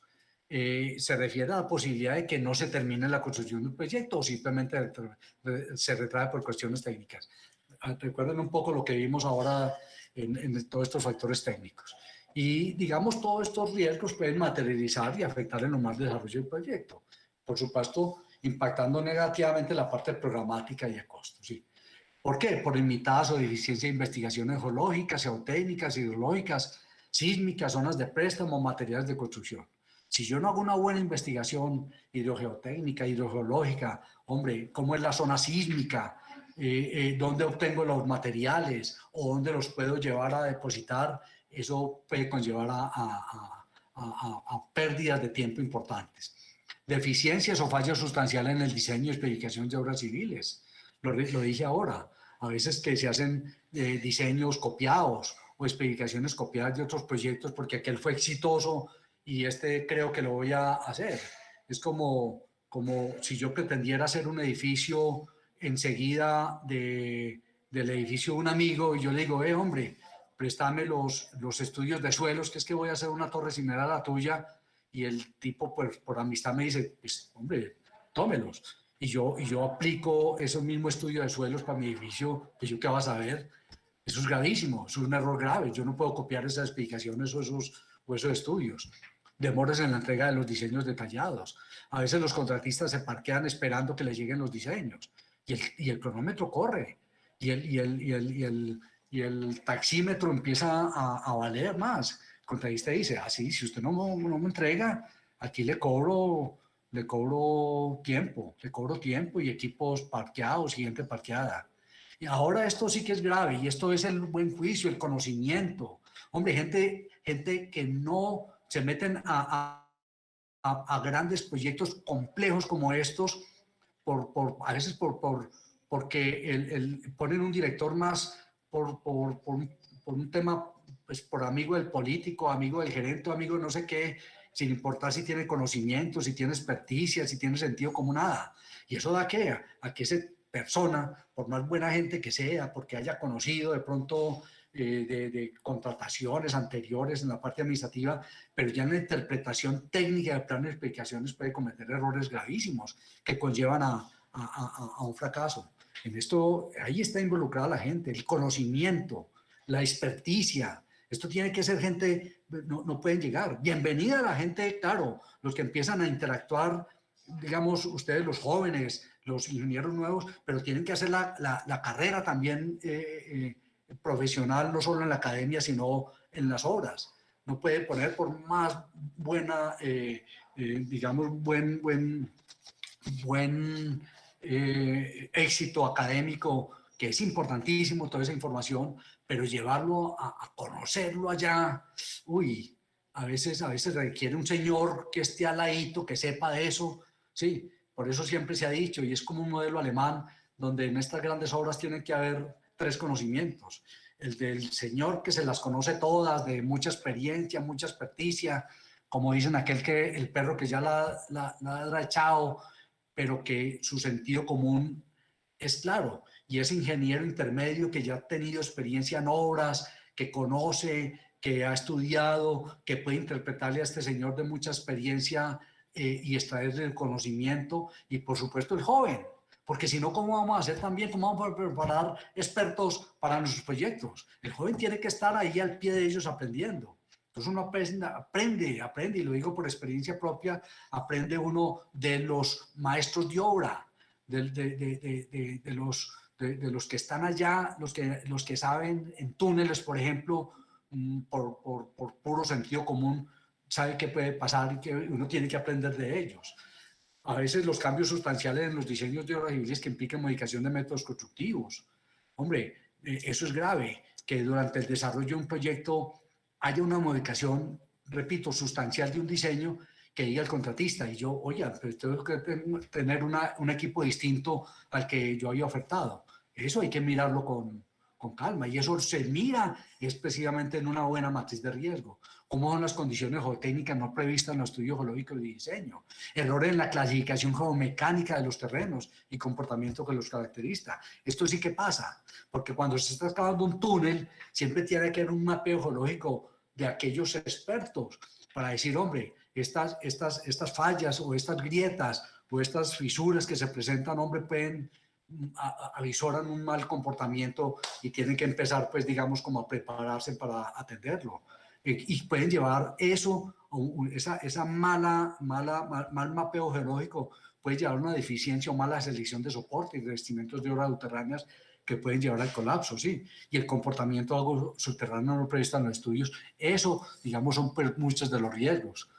Aquí hay otros, procesos constructivos inadecuados, implementación de tecnología o métodos constructivos no probados. Ya hablamos ahora, ensayo de error. Aquí en nuestros proyectos grandes no podemos venir a inventar cosas o a probar equipos y materiales y mano de obra insuficiente. Eso sí que pasa mucho cuando los contratistas, a veces por falta de flujo de caja o a veces incluso porque no les pagan la factura a tiempo, pues empiezan a debilitarse en estos temas.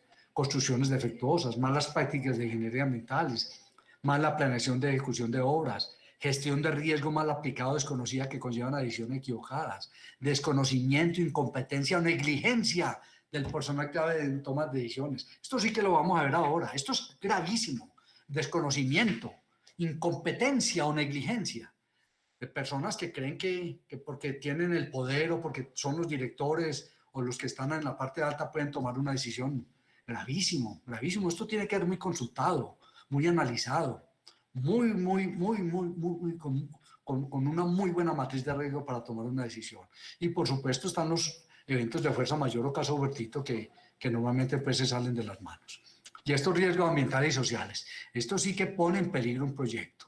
Una mala planificación ambiental y social,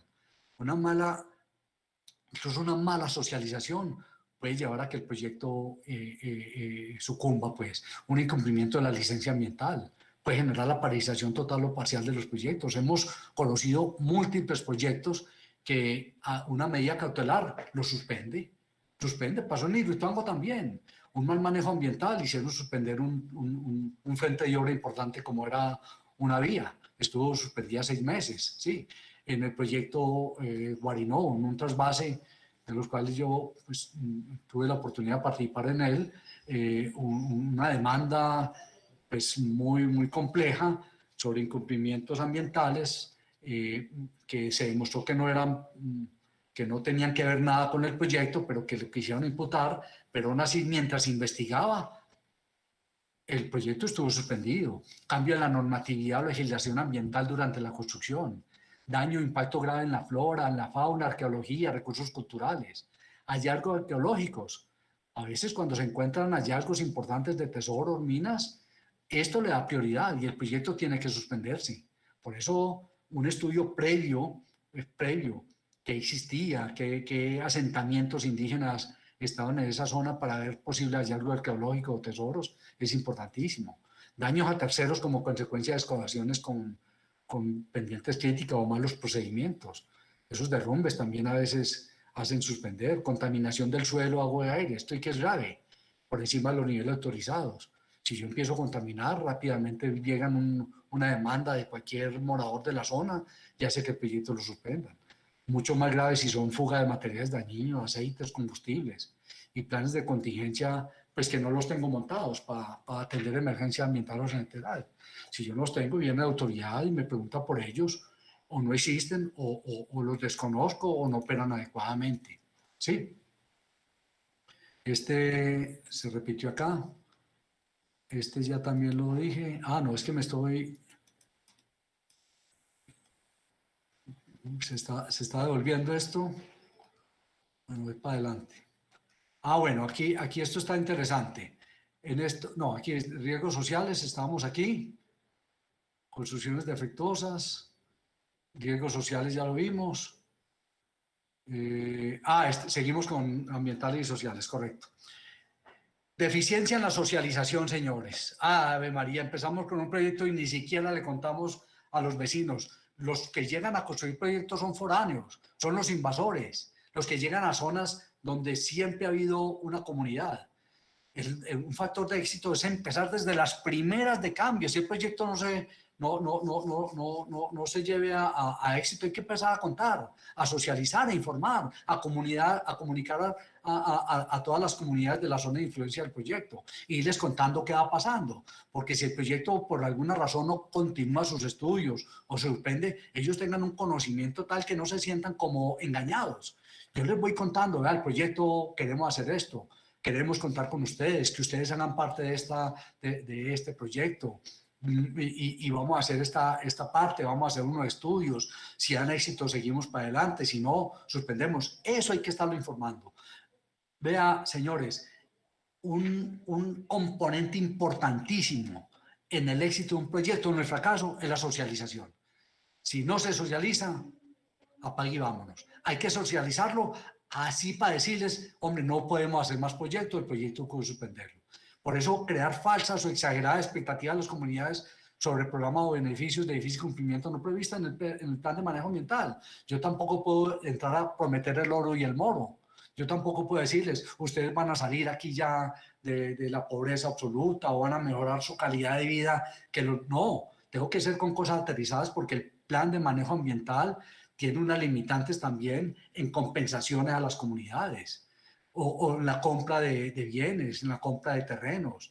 Existen unos manuales de valores unitarios que hay que respetar y ahí están definidos los costos en que yo compro. No puedo decir, tranquilo, que yo le voy a dar 100 o 10 veces más por esta propiedad para que no puedo crear falsas o exageradas expectativas porque si causo eso y me voy y aterrizo a comprar costos o a entregar los beneficios definidos, acordados, se van a sentir que están tumbados, que lo estoy engañando.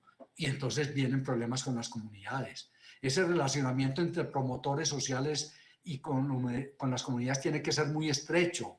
Quienes estén como promotores sociales tienen que tener alma para poder comunicarse con ellos. Tienen que ser abiertos. No pueden ser personas con un perfil muy difícil porque no van a llegar a la gente para que los entiendan.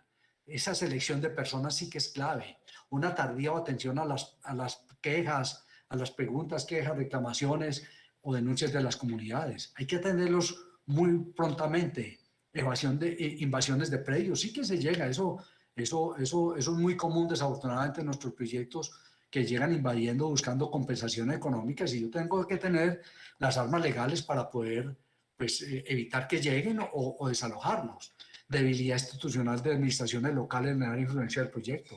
Eso se presenta mucho porque estos proyectos normalmente se construyen alejados de centros urbanos donde la presencia del Estado es muy poca. Creciente rechazo de grupos ambientalistas que a veces, hombre, esto se está poniendo también en una forma exagerada. A veces los grupos ambientalistas ortodoxos, puros, pues que no quieren nada, eso sí se quejan si se va la energía. Si se le apaga el bombillo, se quejan, pero van y atacan. Pero tampoco, y yo quisiera ver grupos ambientalistas que en muchas partes, pues digamos, tiene un sentido, una razón, pero si es aterrizada. Pero yo quisiera ver grupos ambientalistas también protestando, así como lo hacen vehementemente por la deforestación de bosques, por ejemplo, laderas. Eso no se da. O por la explotación ilegal de la minería. Posturas conservacionistas extremas, como lo que dije de estas organizaciones, que en el fondo desafortunadamente buscan es plata. Y alrededor de ellos están grandes grupos de abogados que es buscando plata. Eso hay que saberlo manejar. Y formación a grupos del margen de la ley que quieren sabotear la construcción de un proyecto y buscando también eso es complejo. Vea muchas dificultades en el diseñamiento. Esto se vuelve, yo lo pongo aquí como la Torre de Babel. Es que la Torre de Babel, los que saben pues lo que dice la historia bíblica, que quisieron construir pues una torre que llegara al cielo, pero hubo confusión de idiomas, de procedimientos constructivos, de no entendimiento, de no trabajar en equipo, de violar todas las normas y leyes, que esto fracasó. Y lo que nos dice la Torre de Babel, y es un término que utilizamos cuando estamos haciendo una construcción fallida. Oye, eso es una torre de Babel que nadie se conversa con nadie, nadie sabe qué está haciendo el otro, hablan en idiomas distintos, no se entienden, no trabajan en equipos. Y esto es como una maratón ahí, una maratón loca, que todos se empujan, todos van y no saben pues quién es el vecino ni el de lado, pero todos corriendo. ¿Para dónde? Pues vamos a llegar a la meta, sí, saltando obstáculos y saltando cosas y enloqueciéndonos. Esto es muy difícil en el licenciamiento de proyectos y queremos, por eso, esto es una cosa que falta madurar. Aquí por mostrar la complejidad de esto, esa torre de Babel también, algunas leyes que reglamentan el desarrollo de las entradas hidroeléctricas, porque es que la torre de Babel no solamente se puede hacer durante la construcción, sino todas estas normas que regulan, que uno dice, bueno, ¿y a quién le creo? ¿A quién le hago? Esta ley me cambió, entonces me cambió, tengo que pagar más plata o ya tengo que suspender, tengo que volver a empezar, tengo que volver a hacer otro estudio, tengo que hacer control, tengo que hacer una nueva reunión con propietarios. Esto es muy complejo y esto el Estado tiene que regularlo. Esto cada vez salen más normas y más leyes, esto por citar algunas, pero muchos de los que han estado metidos en estos temas es una locura. Esta es la verdadera Torre de Babel. Cuando yo empiezo un proyecto, oiga, dígame con claridad también, específicame con claridad cuáles son las normas que debo cumplir y yo se las cumplo. Porque es que muchas veces no es incumplimiento, sino es por esa complejidad de normas y de decretos que imponen a los proyectos incluso sobre la marcha, que a veces pues sucumben, sí. Volver a hacer reuniones con comunidades para ver si se aprueba lo ya hecho, cuando ya me lo habían aprobado, muy difícil ese tema. Y vea un proceso ambiental. Es que esto sí hay que ser depurado. Y eso pues dice uno aquí como cumpliendo con términos concretos.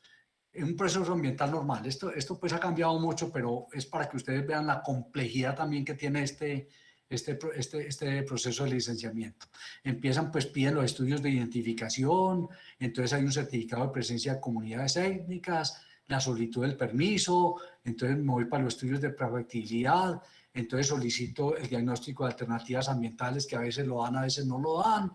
Si lo dan, si sí lo requieren, entonces tengo que elaborar y presentar el diagnóstico, empiezo la evaluación, empiezo el concepto de la OME, pues del potencial energético, y me vengo para la evaluación de la documentación entregada, y sigo con requerimientos de información adicional y me piden más información. Pues si a veces no lo piden, que ya es muy escaso que no pidan diagnóstico de alternativas, me vengo de una vez a elaborar el estudio de impacto ambiental. Pero normalmente estos lo están pidiendo, entonces me tengo que venir por acá, y entonces llego a la entrega de la información, y aquí se empieza pues la elección de alternativas y estudios de factibilidad, y tengo que entregar pues el EIA y un auto de evaluación, y empiezan y reuniones para sostener eso, y vuelvo y me piden más información y otra vez más información, y la reciben y la analizan, etcétera. Esto es una cosa de locos. Esto es una cosa de locos que también el Estado tiene que ser digamos, más rápido en esta gestión. Tiene que pues, digamos, aplanarlas sin descuidar, pues, y sin exigir las obligaciones, pero tiene que ser más, se me sale la palabra ahora, más expedito, pues, más claro y más diáfano en esto. Y hacer una gestión real, pues, porque esto también perjudica a los constructores o los desanima. ¿Y cómo es posible que yo ya terminando prácticamente y después de estudiar todo, me pidan un documento que me va a hacer retrasar todo? Aquí nos metemos ya a lo que es los conceptos de fallas y responsabilidades. Esto es un tema bien delicado por lo que se ha presentado. Aquí hay tres conceptos de interés que son fallas, responsabilidades y causa raíz. Aquí no está anotado, pero lo vamos a ver. Esas causas de raíz de las fallas, hombre, eso cogió ahora mucha fuerza y empezó como a encontrarle sentido a raíz de lo de Hidroituango. Y eso lo vamos a mirar con un poco más de detalle. Pero comencemos con lo que es concepto de fallas y responsabilidades.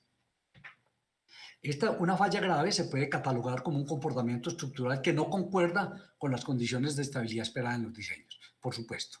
O sea, si pasó algo que no estaba previsto en los diseños, se considera pues como una falla grave, porque no siempre una falla es evidencia de un colapso o una erosión que comprometa con la estabilidad de una estructura de la obra, porque la mayoría son fallas menores, son cosas que son previstas y que podían calificarse más como un incidente, incluso catalogadas como permisibles y fácilmente solucionados, y tengo todas las herramientas y mi matriz de riesgos dice cómo debo atender eso. Sí. Aquí pues en la imagen ven ustedes unas fallas de túneles o fallas empresas pues que las han destruido, ahí está pues digamos los ejemplos. Y hay fuerzas que ocasionan que las fuerzas que ocasionan la falla durante la construcción no son de la misma magnitud que la prevista en los diseños, ni en la misma dirección de las cargas usadas en el diseño estructural. Pues claro, si yo hago un diseño, si yo hago una cúpula, si yo hago una estructura para atender determinados esfuerzos, pues si se cumplen y son esos esfuerzos que yo determiné y que fue el resultado de mis estudios, pues la estructura se va a comportar sin ningún problema con su factor de seguridad. Pero precisamente el colapso se da porque esas fuerzas sobrepasaron mi diseño estructural. Igual sucede cuando la resistencia de una roca circundante en los túneles, cuando empiezan a ejercer presión sobre el perímetro por la misma energía de las voladuras, esa redistribución de esfuerzos que se da cuando estado, porque la roca se me reacomoda y con ello la redistribución de esfuerzos es menor que los valores adaptados en los diseños, igual que en mi pórtico del ejemplo anterior, pues también puede tender al colapso. O cuando los soportes primarios, mis marcos, mi malla, mi concreto lanzado, no absorben eficientemente esas cargas, esa redistribución, pues han deformaciones tales que se van amplificando y producen la falla, poniendo en peligro la estabilidad y la continuación de esa. Y ahí se inicia la búsqueda de responsables. Aquella cosa jocosa que vimos ahora, que empiezan con entusiasmo hasta un momento en que empiezan con búsqueda de responsables. Ahí empiezan a preguntarse, oiga, ¿y quién fue el que hizo el diseño? Oiga, ¿y por qué no pusieron el perno? Oiga, ¿y por qué pusieron un perno más chiquito? Etcétera, eso es. Entonces, en esto hay ejemplos clásicos de daños, Aquí, pues, por ambientar un poquito, en el 2017 se presentó una falla en el vertedero de la presa Oroville, en California, donde falló fundamentalmente, allá en Oroville, el daño fundamentalmente fue por cavitaciones de las placas de la solera del concreto, de las placas de concreto. Se empezaron a cavitar. ¿Por qué? Porque o se presentaron problemas en los aireadores, que el aireador es una estructura fundamental para evitar que se presente succión, ¿sí? Para que precisamente esos aireadores hagan que la lámina de agua esté totalmente pegada pues, al concreto y no haya vacíos que me produzcan cavitación. Eso pasó en Oroville, en Estados Unidos, en el 2017. O la inundación por la rotura de la presa Sepián en Laos en el 18, recientemente, muy conocido, sí. Allá hubo una rotura de unas presas auxiliares que estaban en construcción porque se presentó overtopping, o sea, se presentó sobrepaso de agua por encima de la presa y causó la muerte de cientos de personas y graves afectaciones ambientales y sociales. O la presa de Sayano, esta de Sayano en Rusia en 2009, también relativamente reciente, que explotó una turbina de 640 megavatios, explotó. Y parece que fue, pues, digamos, un golpe de ariete, que la tapa de la turbina se disparó, y 920 toneladas que pesaba, pues, que pesa un rotor de esos, 920 salió disparada como el corcho de una champaña, salió disparada de su asiento. Y la causa, pues dice que digamos, hay muchas, yo no he mirado en detalle, pero lo que leí un poquito, pues se habla de un golpe de ariete o que la causa fue fatiga también, que parece que es la más acertada, fatiga de materiales que se produjo por vibraciones por encima de las especificadas. Pero es que las cosas vibran precisamente por cierres abruptos de válvulas, etcétera, que pueden provocar pues algún daño. Y ese y esa falla en Sayano, esa explosión de esa turbina, pues, hombre, comprometió a muchas personas, pero 75 personas perecieron. Y eso quedó en ruinas. Eso fue una bomba dentro de las instalaciones de esa casa máquinas. Y lo que decimos aquí, desafortunadamente, cuando se presentan fallas graves e inesperadas y las partes no logran establecer la causa determinante o causa raíz, normalmente le siguen prolongados y costosos litigios en la búsqueda de responsables, como si la falla se hubiese derivado de una causa única y bien definida. Y aquí, pues, digamos, nos metemos, ¿verdad?, a ese estudio, pues, ya de causa raíz. Nos vamos metiendo ya. En este concepto de fallas o responsabilidades, voy a pasar rápido esto, que es esa búsqueda de responsables, y aparecen, en esa búsqueda de responsables aparecen muchos factores: detalles pasados por alto, indefiniciones, instrucciones mal soportadas o mal entendidas, desconocimiento de ambigüedades, estudios inadecuados, interpretaciones erradas del fenómeno, ausencia de una matriz de riesgo, poco discutida o desconocida, pues, pero aún malas apresuradas decisiones. Y dice, normalmente habrá desacuerdo en cuanto a quién o quienes asumieron el riesgo y tomaron decisiones que se encargaron una falla. Esto es lo más común que se presenta, que uno le echa la culpa al otro. Hombre, el problema, dice el contratista, yo hice lo que el diseñador dijo. Y el diseñador y el interventor dice, hombre, yo estaba mirando el procedimiento constructivo acordado con el contratista y un diseño existente. Entonces empiezan uno a tirarse en la otra, o dice el diseñador, hombre, es que usted no hizo cabalmente como yo tenía el plano, etcétera, usted lo interpretó mal. Entonces en esa búsqueda responsable se fragmentan, se subdividen, se confunden los diversos actores, pues, que participan en el proyecto, y eso de verdad que es grave. Y mucho más, lo dije al inicio, la ignorancia o desconocimiento de la información. Esto sí que es grave, hombre. Es información por desconocimiento de la información requerida. Eso es incompetencia. Incompetencia, y una incompetencia se traduce en incapacidad de tomar decisiones acertadas. Dice, cuando no se puede comprobar la ignorancia o la incompetencia, entonces cuando eso no se prueba, se buscan explicaciones por negligencia, por la falla de negligencia, y normalmente porque el responsable de la toma de decisiones determina, ordena una aplicación de procedimientos sin un verdadero análisis de riesgos, sin medir consecuencias, sin consecuencias que pueden provocar. Esto, pues, no se puede decidir al azar. Esto no es decisiones que puedan decir, hombre, yo porque soy el que mando, hagan esto. No, para nada. Y también hay negligencia cuando no realizan los estudios adecuados, que es lo que hemos dicho mucho desde un comienzo. También puede haber ahí que se pasaron errores en cualquiera de las fases y dijeron, no, esperemos que esto con el tiempo se va arreglando. Para nada.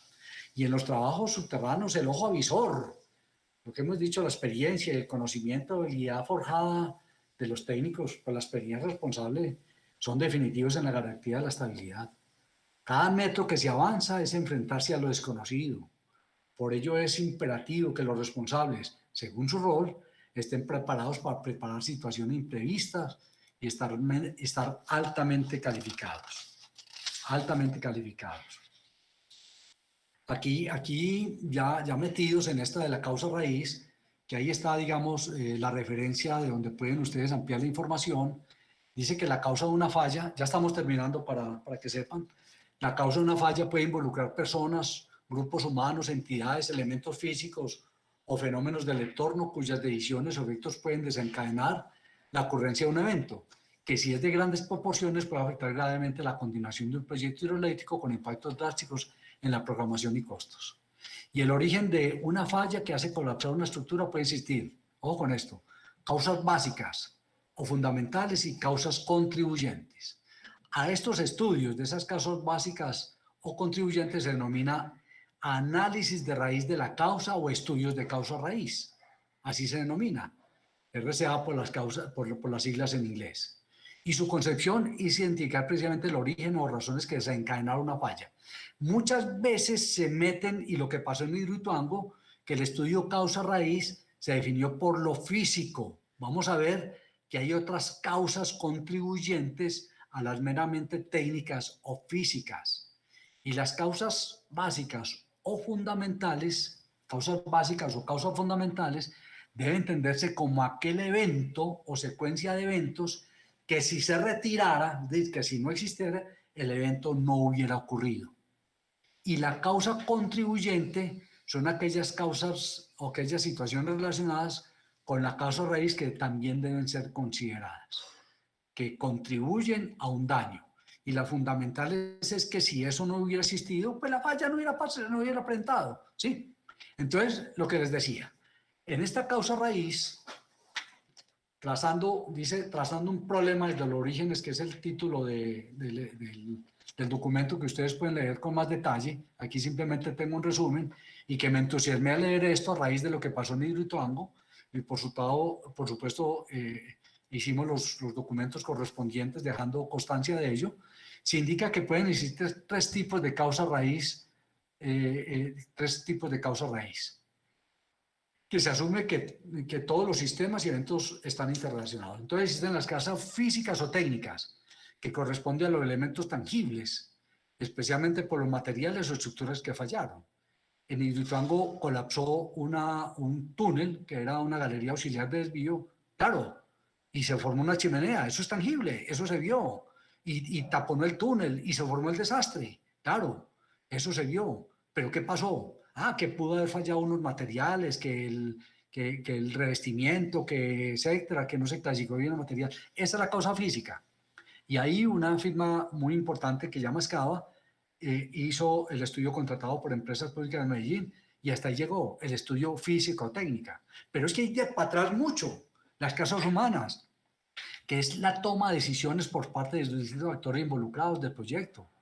Y las causas humanas pueden provocar causas físicas, los que toman decisiones, el que hagan este túnel, que los llevó a que tomaran la decisión de hacer una nueva desviación, por ejemplo, o a no revestir, o a cambiar un procedimiento constructivo, o apresurados por cualquier razón.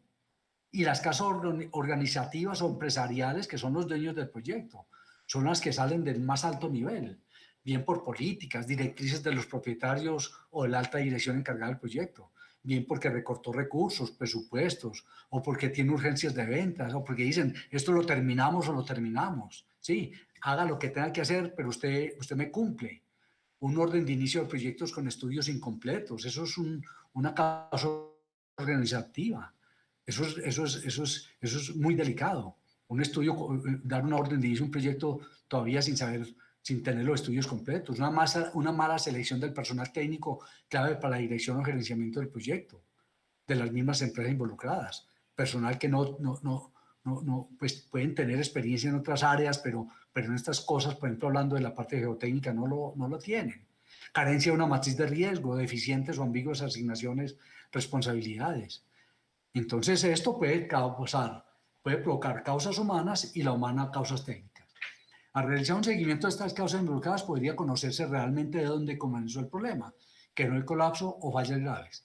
Es por esto que el problema de Hidroituango va a ir por muchos años, porque es que, ya está identificada la causa técnica, pero oiga, ¿y qué pasó?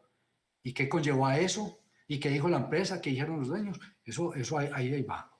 Y una acción en un área desencadena, una acción en otra, y esta a su vez en otra, etcétera, etcétera.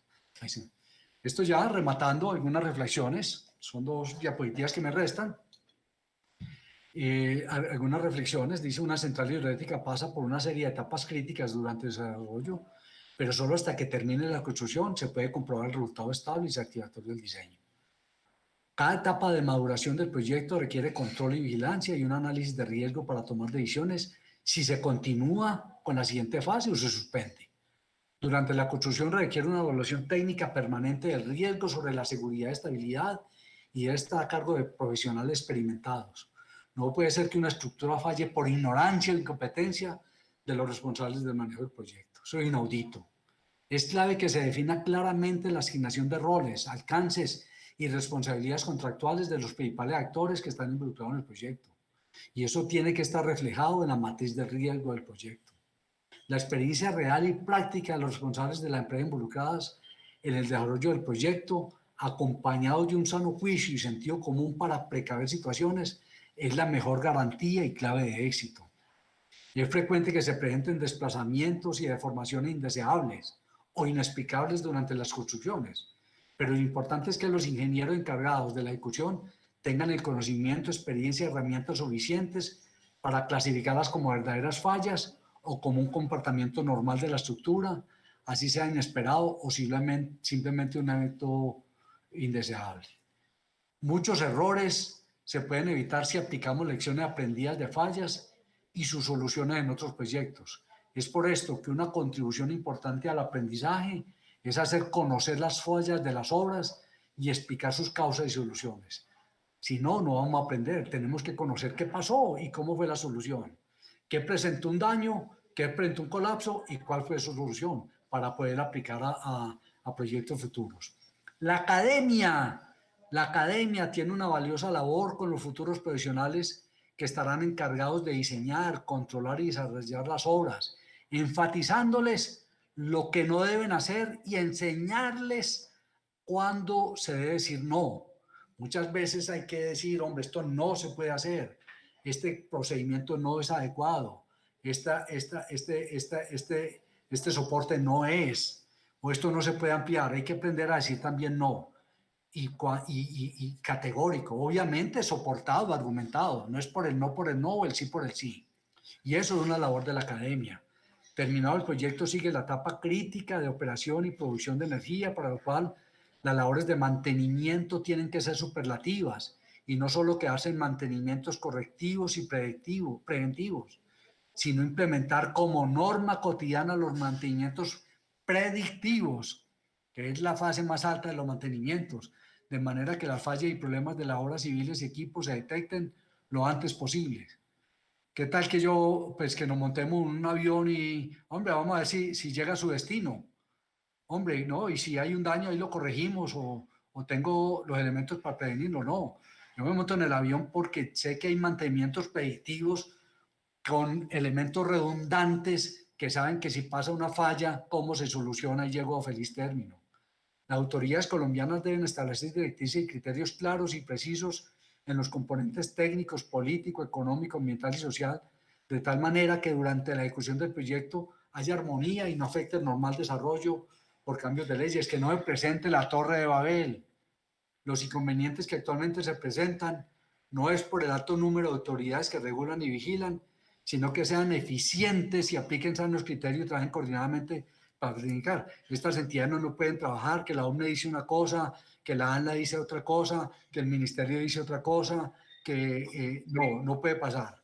Al igual que ocurre con la normatividad, también se presentan dispersiones en distintas entidades regulatorias y las autoridades pueden...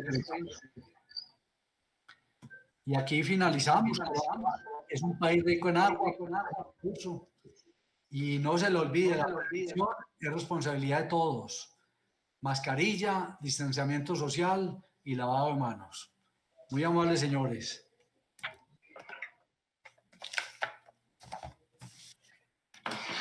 Muchas gracias, ingeniero. Muy interesante su charla, muy valiosa. Creo que nos compartió conocimientos muy interesantes a nosotros, al menos a los estudiantes que aún estamos en ese proceso de aprender.